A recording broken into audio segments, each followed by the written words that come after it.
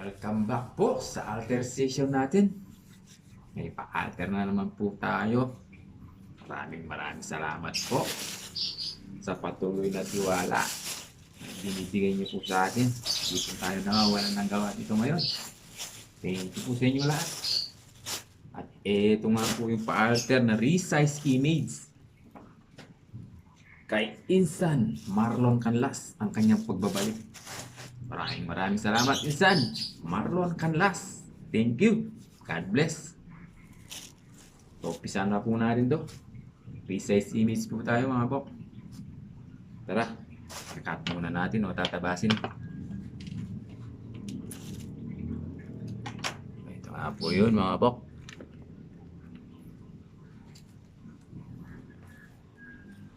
Tommy RL Polo mga bok. Sobrang ganda ng mga damit ni Insan.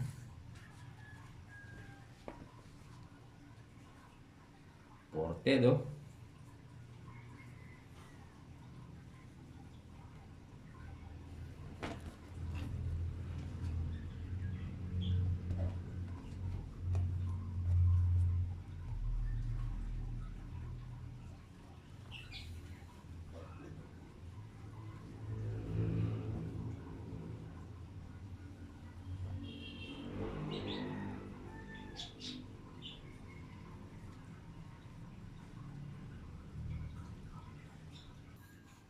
Ito, San Marlon. 3/4 lang yung difference niya. Dito naman sa sleeve 1 inches. O tara mga bok. Gawin na natin to para malaman na yung bagsakan. Tanggalin muna natin yung kanyang label para may balik natin to. Ito yung nagdadala sa ating mga original.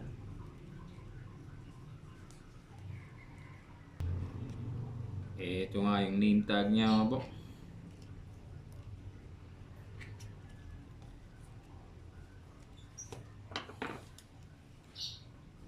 Ito mga bok. Sundin natin yung kanyang stripe. Yun o.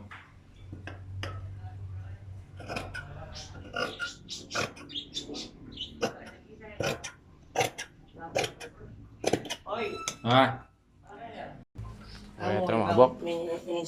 Another client na naman natin mga bok. Yan o. Wala.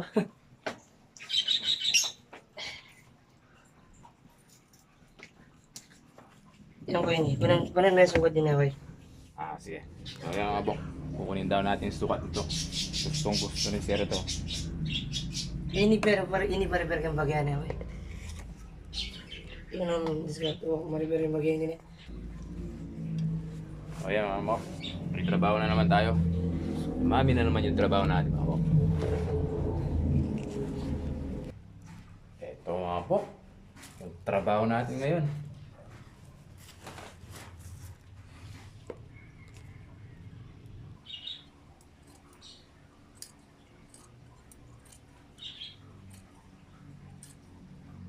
Mahilig sa body fit si Insan Marlon, mga bok. Insan, baka naman sabihin mo sa akin, nilagyan ko ng maraming buhok ang iyong t-shirt. Maraming buhok siya, oh. Mga bok, si Insan Marlon po kasi ay barbero. Kaya maraming buhok yung kanyang damit. Yosef. Pakagaling na barbero ni Insan.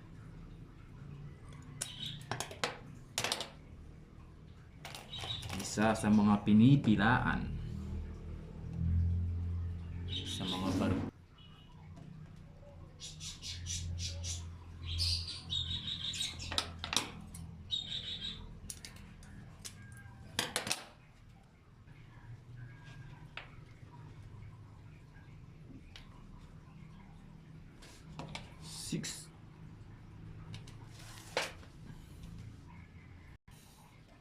Lock muna natin yung kanyang sleeve opening mga bok para makuha natin yung kanyang sleeve opening. Ito nga yun mga bok.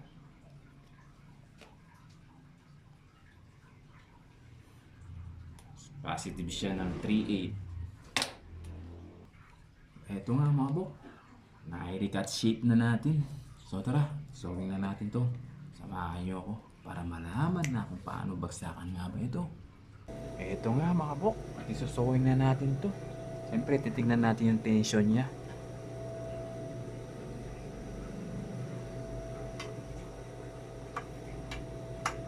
Ayan mga bok.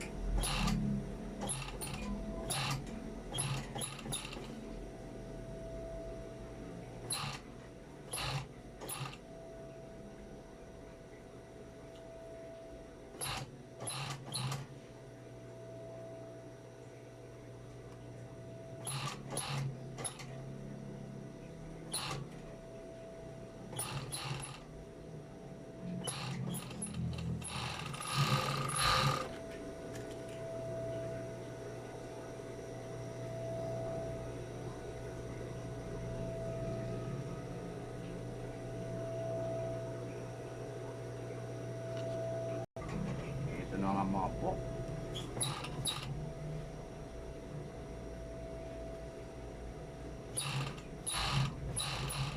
Siyempre, papalit natin yung label niya mga bok.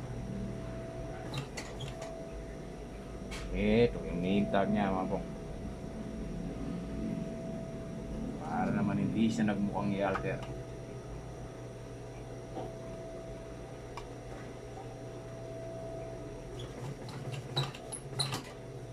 Ito yung kanyang tone label.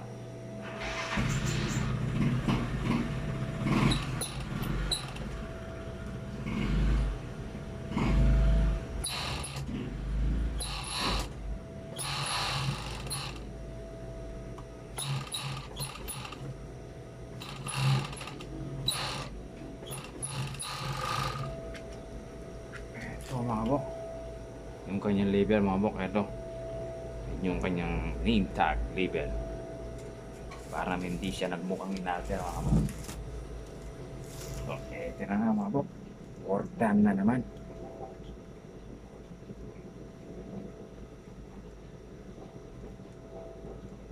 Ito yung kanyang pattern mga bok.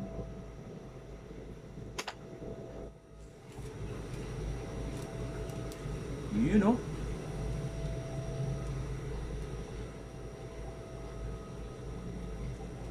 Thank you mga bok sa inyong panonood ng ating mga video.